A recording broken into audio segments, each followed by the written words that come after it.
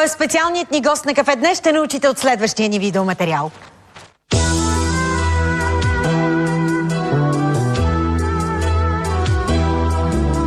Момчето, което говори с морето на някакъв странен език.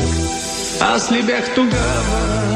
Българският Том Джонс е роден в Айтос, но се смята за сливналия. В младежките си години е най-големият разбивач на женски сърца в града на сините камъни, докато не среща голямата си любов в лицето на своята съпруга Емилия, с която са неразделни вече четвърт век. Едва ли има някой, който да не е чувал хитовете му «Искаш огън да ти дам», «Охридското езеро», «Шопкиня». Панайот Панайотов завършва музикалната академия в София през 1976 година, след което на 2 пъти печели Златния Орфей. През своята кариера той много пъти е отличаван на различни фестивали, както в България, така и в чужбина. Съвсем наскоро момчето, което говори с морето, навърши 60 години. Как един от най-големите български изпълнители отпразнува своя юбилей, вълнуващо ли е било лятото му и защо е решил да работи извън България, ще научим от самия него сега в На кафе.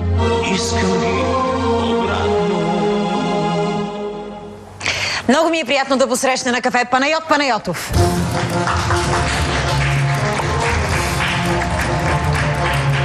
Добре си ни дошъл.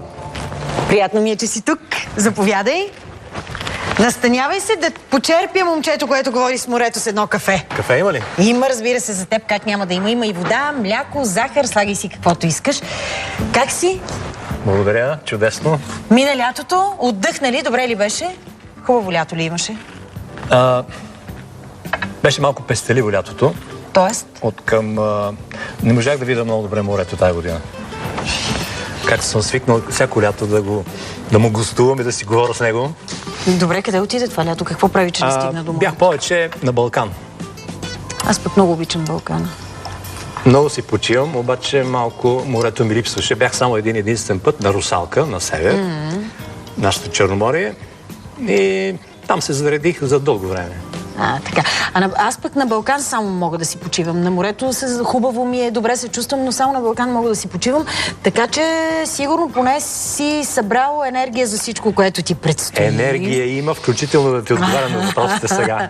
Казвай, на Балкан тая вила, която имате и на която се откъсваш от всичко, там ли бяхте или? Да, това за мен е Балкана, понеже нашата вила е в гориста местност, почти необитаема. Така като погледнеш, като се протегнеш нагоре и вече си в облаците. Само въздух, тишина, няма говеда около тебе. Това си е релакс наистина. Много, много е добре, действително. Колегите сега пуснаха кадри преди малко, мисля, че бяха от вилата, въпреки че така сега с китарите виждаме, не знам дали е там или е... Това е точно нещо. В една от моите репетиционни в моята вила. Аз да ти кажа, очаквах, че ще видя икони около теб, защото знам, че имаш много хубава колекция от икони. Не знам дали е тук в дома ти или е в вилата, но... На вилата? О, какви цветя и колко хубаво зелено. Това е неописуемо, трябва да се види, да се пипне. Не мога да го опиша. Защото речника ме е беден. Добре, аз за иконите ще те попитам. Това е защото сте много вярващи семейството ви или смяташ, че ви пази по някакъв начин, ви пазят тези икони от нещо? И двете неща, Гала. Ние сме православни християни, особено жена ми много ревностно се грижи, обожава автентичните икони, които са осветени, разбира се. Такива ли са? Всичките ви са автентични, осветени? Всички, да, всички. Откъде тая колекция? Рисувани са специално, след което са освещавани, естествено, за да бъдат истински, действително, а не някакви картини. Като заговорихме за вяра, сега ми хрумва да те питам нещо. Преди време имах на гости един твой колега, който разказваше, че точно на вилата му, която е отдалечена, откъсната от цивилизацията, горе-долу като това, което ти ми описваш. Горе-долу като нашата. Да, са му се случвали много паранормални и необясними неща. Имаш ли някакви такива интересни изживявания? Аз съм, нашата вила е недалеч от Царичина, дупката на Царичина и там... Всичко е паранормално. Необичайните неща са нещо ежедневие. Обичайно. И еженощие, да. Свикнал съм да гледам много летящи обекти нощно. Добре, това наистина ли? Разбира се. Но те са съвсем нормално явление. Ние обръщаме внимание. Аз съм от хората, които вярват, че го има, но никога не съм го виждал и не мога дори да си представя. Сигурен ли си, че не е нещо друго, че е точно летящ обект, че не е някакво явление, физическо. Не мога да бъда сигурен, защото само се виждат ни светещи точки, които много дълго време седат неподвижно в една точка, светещото тяло, и После изведнъж изчезва. сега много няма. Прелитат, осветява се много често късно през нощта. Една част от местността осветява се като от голям прожектор. Обаче аз като го погледна, вече това е изчезнало.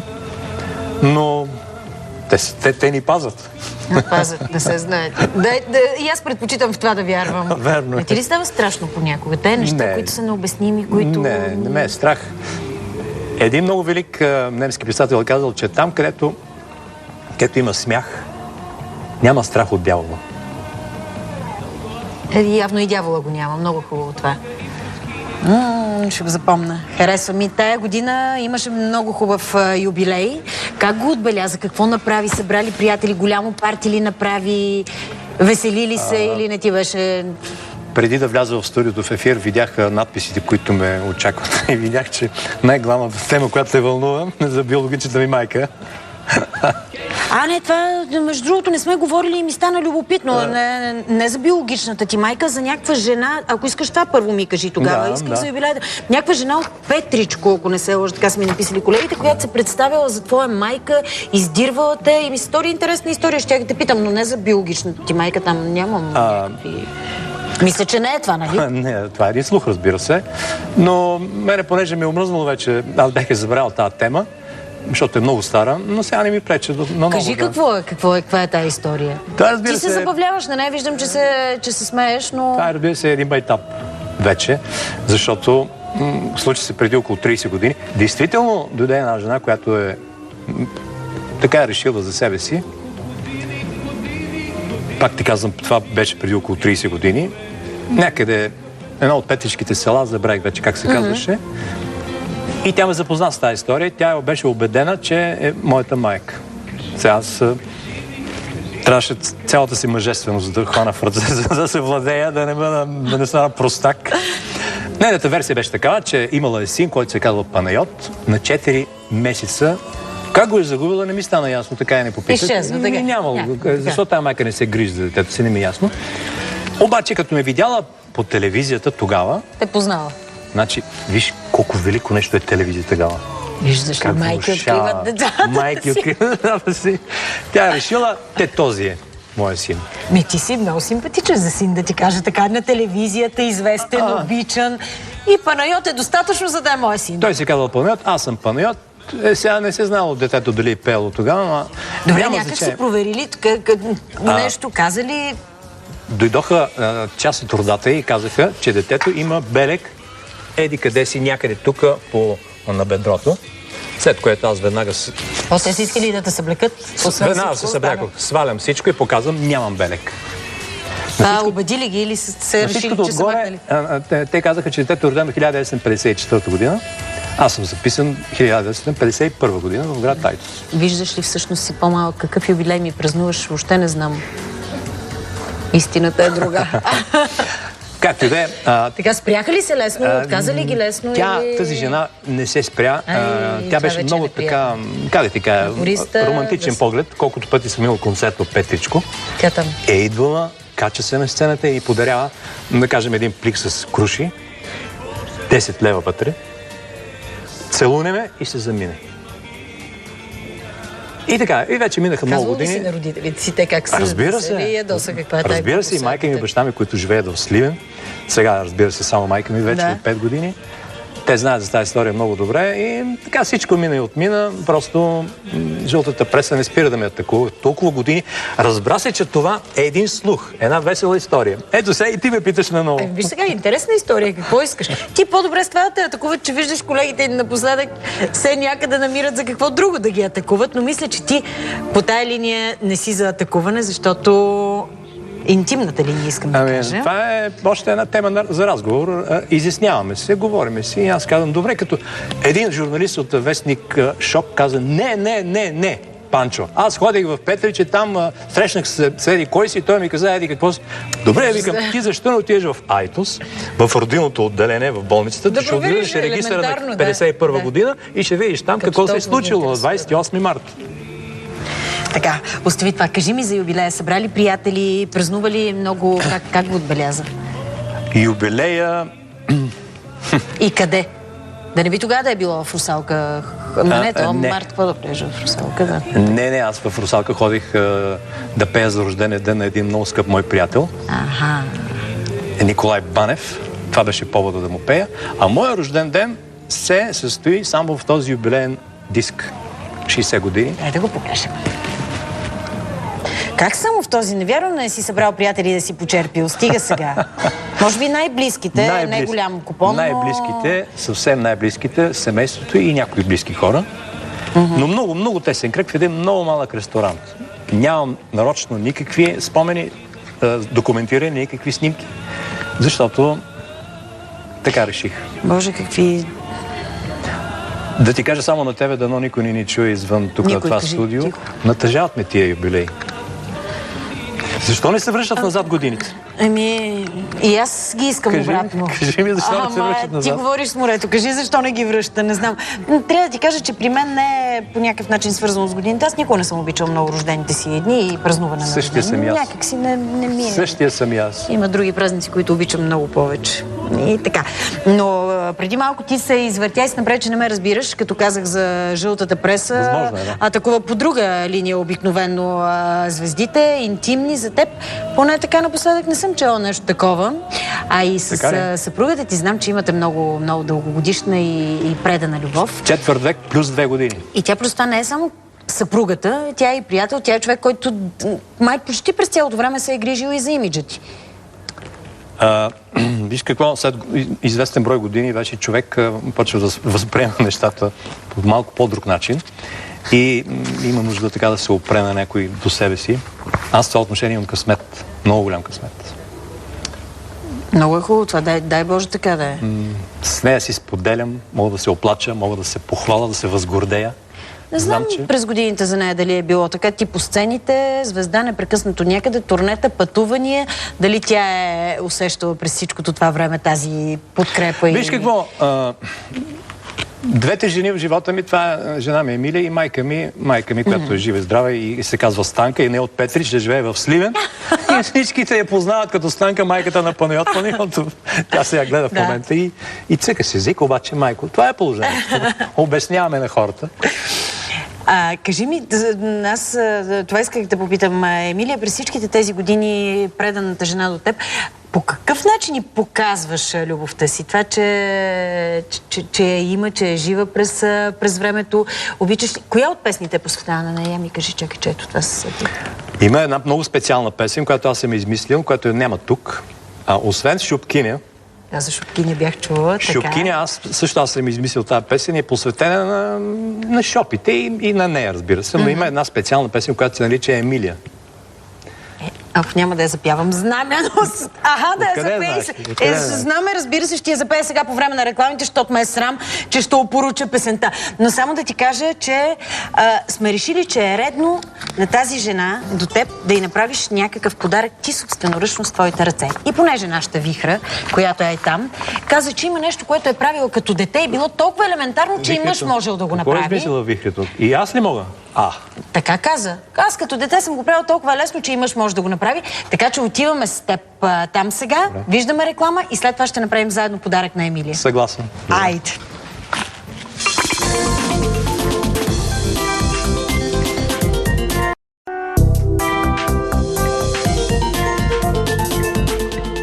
Така, вече сме при Вихра. Пожарогасителя няма да ни трябва, обещавам. Екипираме те. Една ти навива ръкавите, друга ти слага като на хирург ръкавиците. Гледай какво става.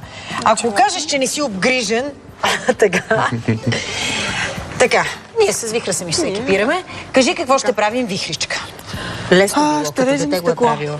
Като дете го правих с мъжка помощ. Аз затова настоявах той да влезе, защото не съм го правила от тогава. Давай, ще режем стъкло. Така, ще режем стъкло. Значи, за целта ни трябва бутилка. Така. Канап. Добре. Спирт за горене. О, Боже, ще паднем вярно. Така. И? Винаги много съм харесвала цвета на спирта за горене. Потапяме канапа. Химическа реакция това? Трябва да се пазим, може би, с теб. Няма страшно. Потапяме канапа в спирта за горене и много здраво го връзваме за бутилката. Така, добре. Затягаме Чакай аз да направя един. Направи. Сега- Хареса си бутилка. Аз ще ползвам ти да го вържиш. Само, стегнат. че не дей да си цапаш ръкавиците с спирт за горене, защото рискуваш да Да пламнат. пламнат си. Да. Браво. Разбираш? Разбирам. Виж какво Я направи. хареса една бутилчица. Коя ти харесва? Така че аз ще връзвам Най-голямата. канапата. Най-голямата. Добре, връзвай. Стегнато Дай. го вържи някъде. Не, тук, където го вършиш. Чай, че двамата с теб не сме най-оправни, май. Ще си го направим с тебе двамцата. Двамцата си го направим, но... Не. Сега стягаш много. Много. Ето аз Много мога ли да сложа вика? един пръст. Всичка сила. Така. На възел, нали? На възел, да. Възел. След което ще палим, което е любимата ми част. После аз ще паля, защото все пак вашите ръкавици може да са. Аха. Браво. Окей. Изрязваме тези части, Що? за да не ни се пречкат и да не правят голяма Чакай, виж плама. как ги изрязваш, ще се разбрида. Няма страшно. Така. То е мокро и се е затегнал. И Палиме. сега. Чакай, ние искаш да бягаме ние с теб. Дай. Не дай в близост до спирта, бе, Виха. Палете, как е близо до спирта. Водата е наблизо всеки случай. Да, тя водата ни трябвала, след това Вихра каза, че трябва да топим във водата. Така. Шето. След което аз си взимам То гори. В ръкавица. момента. Внимавай, че Гори, си гори. със спирт. Да. Чакаме да изгори. Ето ти. Броим до благодаря. Така. Не, гори Ето още. това е кавалер. Гори ли Вихричко, още? онази май... Не, още минават пламъчета. Значи Да. чакаме да изгори, след което взимаме. Ще помоля обаче да се дръпне за всеки случай. Ето. Да, това е методологията. Я да видим. Опс. Невероятно. Не. Чакай тази аз да я взема. Не се получи. Трябва да се получи такова. Не, рязко трябва да. Ако го чукнем, по-силно. Не, то дори не то пукна. Да. Дори не Я се ти го пукна. чукни. Внимавай. Не, няма да стане. Няма да стане, Може да да. опитаме с тази. Ай, стига сега с... Дай тази, айде. Дай да Добре, опитаме де. тази. Нямаме канап, Вихричка. Ето. Защо не сме направили повече канапчета? Дай така. Бях абсолютно сигурна, че ще стане. Дай Според мен така да... тук има някакво паранормално Натопяваме го. влияние. Натопяваме Паранормално го. влияние. Това е от царичина ти нещо. Да. Ще се консултирам с моите Ето хора. тук на- Ще ви давам, ще ви светна. Ми се искаше да е по-високо. Защо? По-високо за ваза ли да го направим? Тук ваза, може свещник, може ваза. Те сега, нали знаеш, че всичките са ниски вази, високи свещници. Палиме. Малко спирта за горене. Чакай, че ще пламне всичкото ни тук сега. Айде, Вихричка. Иде. Трябва ли да съобщим на драгия зрител да не прави това вкъщи? Не. Виж сега. Да взема с това. Малко накриво сме вързали конеца само. Добре. Мислиш ли? Трябва малко да нека. поседи, да не те опари. Не, тази трябва да част тук стои не ми сега. хареса. Идеята е тук с конеца да се загрее много точно в тази част бутилката, а водата трябва да е ледена. Май не Водата ни е трябва много да е ледена с лед. Аз ще го втопа и рязко, както казва Да, Вихра. добре. Добре. Айде, ма чакай, още не е Вие се изгоряло. пазете, докато момичета. Да, загрява. А докато това гори, когато това нещо изгори, Ама малко накриво ни се спука, Вихра. накриво се спука, не знам защо. Много е добре, много добре става. Може би е тук заради този момент стана Още дебел гори. възел. Вихра, сега готови ли сме според теб? Още гори. Още гори, но мисля, че сме Айде, готови. давай. Рязко. Рязко. Тази стане още по-кофти. Да. Това е само според мен заради добре, този Вихра. възел, защото той гори накриво. Ще трябва да порепетираме. Добре, Вихра, трябваше наистина. Добре, да, аз си признавам, Ще трябва да порепетираме че вкъщи малко. жертвах една бутилка от моята колекция сини стъкла. Както знаеш, аз колекционирам сини бутилки. От водка и други такива. И тази ще си я прибера. Да. Сега? Сега, значи, ето това е, защото исках да покажа, че тази част после се взима шкурка финна и се изтърква. Много лесно се получава. Не е може съвсем лошо. да ползваме за оръжие. Отрепям някой. Ето така Какво не е се съвсем лошо, абсолютно е лошо. и с повече търпение. Ама онази бая равно ти се е изрязала. Между другото, тук си видях, че не е много изгладено, обаче то няма да се види много на Ти камерата. погледни колко е хубава тая. Идеално е. Гледай. Защото е от Италия. Италия. Добре, дай сега да видим. Какво ще направим? Сега Имаме. установявам, което че си научих мислех. нещо ново. Което няма Как да да чупим използваш, бутилки? защото виждаш.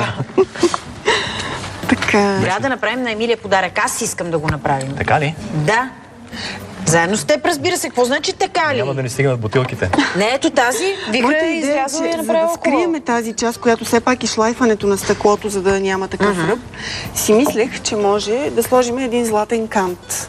Спомняте си онези страхотни старовремски чашки за ликьори, вази от видено червено тъмно синьо стъкло с златен кант. Много ги харесвам.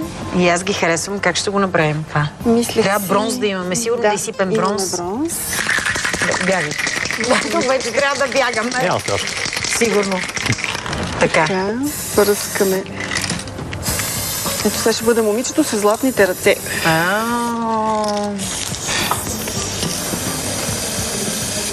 Стига, може би, а? Аха, И ето. лекичко го правим, след което потапяме, дигаме. То така може да направим Получи надпис. се съвършено, обаче трябва само да го изчакаме Да изсъхне. Да изсъхне, Вихра, да, защото трябваше иначе ще с се шуар да вземем да... Получи ли се кант? Да, Получи се златен кант. Да, Ето малко, тази малко. гадна малка нерадост. Да, Нищо, малко. така Още. ще топнем пак. Още гала. Нали? Чакай, че тук има едно мехурче, което... Няма. Ето го канта, Друга ето страна, го. като е неравномерно, се получава съвсем ръчно. Така. Много е хубаво. И вътре можем да сложим какво? Свещички, Значи, идеята цветя ми беше да опитаме. Искаш ли да го напишеме? с златно. Примерно, честит рожден ден или алабала, бла, нещо. Може. Обаче нямаме нито четка, нито... Другия път. Другия път. Не, другия Вихра сега ще го подготви и ще го занесеш вкъщи на никакви такива. Решила съм аз, че трябва да направим. Добре, Вихра, той време нямаме, освен четка, но ти не се измъквай, ще го направиш. Така, ние трябва да кажем чао до понеделник. Аз казвам, че този албум се радвам, че ми го донесе и се надявам всичките ти почитатели да му се радват много. Може и такива украси. О, че хубава украса измисли, виж. Да. С цветчето, топите цветчето и с него правите ето такива цветчета. И го отпечатвате. Предишните ти бяха по-хубави. Научих нови работи. Благодаря. Видя ли? И аз ти благодаря, че беше при нас. Благодаря ти, а този подарък след малко ще е готов. Аз ще го държа да На вас чао до понеделник. Още веднъж ти благодаря. Благодаря и аз. Yeah.